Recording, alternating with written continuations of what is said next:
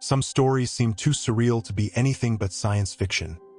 White streaks crisscrossing the sky, left behind by planes flying overhead. Most dismiss them as harmless contrails, just water vapor from jet engines. But others see something far more sinister. A global campaign of geoengineering, mind control, and silent environmental warfare. They call it a conspiracy, but what if it's not? Welcome to the Unknown Archive, where today we ascend into the clouds to explore the controversial world of chemtrails. Is our atmosphere being weaponized? Are governments altering the climate from above without public knowledge? And why do so many believe that what we see in the sky isn't just vapor, but a warning? Buckle up, because when it comes to chemtrails, the deeper you look, the more disturbing the sky becomes. To understand the chemtrail phenomenon, we have to travel back to a time when atmospheric manipulation wasn't just science fiction, it was national policy.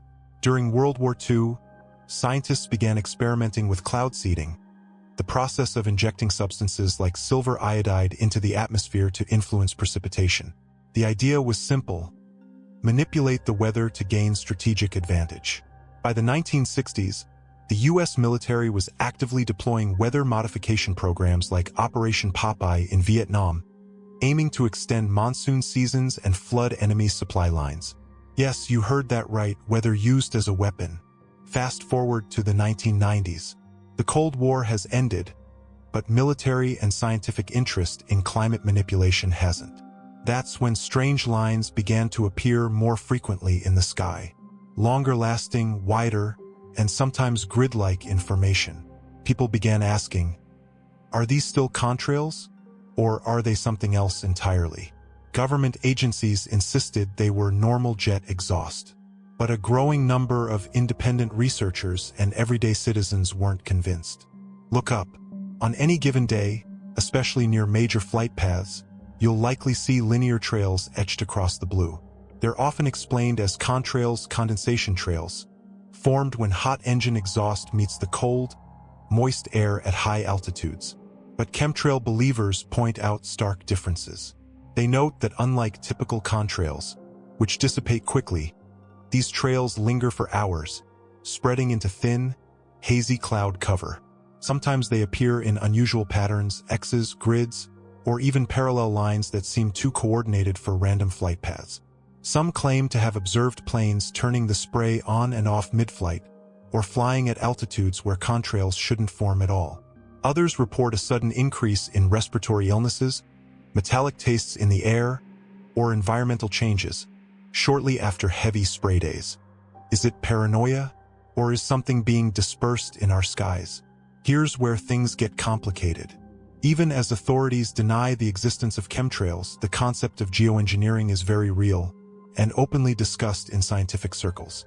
Geoengineering refers to the deliberate, large-scale intervention in Earth's natural systems to counteract climate change. One such method, stratospheric aerosol injection, or SAI. This proposed technique involves dispersing reflective particles, like aluminum, barium, or sulfur dioxide, into the upper atmosphere to reflect sunlight and cool the planet. Sound familiar? Officially, geoengineering on a large scale has not been deployed. But governments and private institutions have conducted tests, simulations, and high-level discussions. The U.S. National Academy of Sciences, Bill Gates-funded initiatives, and even Harvard scientists have advocated for limited trials. In 2021, the controversial SCOPX experiment was scheduled to test balloon releases in the stratosphere, though public backlash delayed it. So here's the paradox. Authorities say chemtrails are a baseless conspiracy, while simultaneously researching nearly identical technologies under a different name. One of the most chilling aspects of the chemtrail theory is what's allegedly inside the trails. Independent air, soil, and water samples taken after heavy spraying events have shown elevated levels of aluminum, strontium, and barium, elements often associated with geoengineering models. Critics argue these are naturally occurring or unrelated. Believers disagree. Then there are the whistleblowers. In 2014, a former defense contractor claimed that retrofitted airplanes were being used to disperse particulate matter into the atmosphere. Pilots, air traffic controllers, and even retired military personnel have come forward anonymously, saying they were told never to question certain flight missions, and that spraying operations were compartmentalized, classified, and untraceable. No hard proof? Perhaps. But when the same metals show up repeatedly, and insiders hint at classified aerosol projects, it's easy to see why public trust dissolves. Why would governments or militaries even want to control the weather? Simple, control the skies and you control the battlefield. The U.S. Air Force's own report from 1996, titled Weather as a Force Multiplier, Owning the Weather in 2025, openly discusses modifying weather for military purposes. The idea isn't fringe. It's a strategic asset. Fog creation, storm manipulation, even denying rainfall to enemy crops. The possibilities are endless. Combine that with DARPA, private aerospace contractors, and a network of patent filings related to aerial dispersal systems, and suddenly the skies don't look so innocent anymore. Meanwhile, companies like Raytheon and Lockheed Martin, both tied to climate data and defense technology, are allegedly involved in cloud modification patents. That intersection between climate science and military ambition is where chemtrail theories thrive. By the early 2000s, the term chemtrail was spreading across forums, blogs, and even local town meetings. In Europe, Canada, and South America, activists organized protests, calling for transparency in atmospheric programs. Some demanded bans on geoengineering until it could be fully studied and regulated. Others accused global elites of using chemtrails to terraform the planet, reduce population growth, or conduct bioexperiments on unwitting populations. In 2013, the U.S. government responded to rising pressure, publishing a fact sheet dismissing chemtrail claims and explaining that persistent trails are contrails behaving as expected under specific conditions. But that didn't stop the momentum. After all, governments once denied MKUltra, COINTELPRO, and radiation testing on civilians. So what else could be hiding behind closed doors? Today, trails continue to mark our skies, often unnoticed, occasionally questioned, and rarely explained. The mainstream view holds firm. No chemtrails, just science.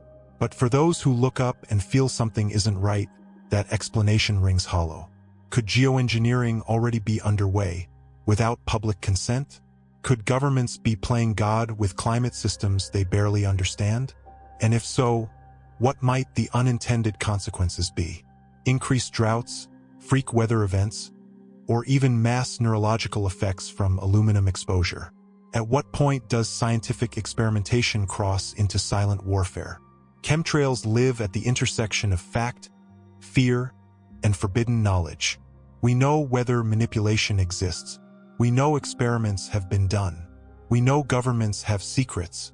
The only question is, how much of the sky are we really seeing? Maybe the lines above us are just vapor. Maybe they're the fingerprints of a plan unfolding silently above our heads. One thing is certain, truth leaves a trail. You just have to look up.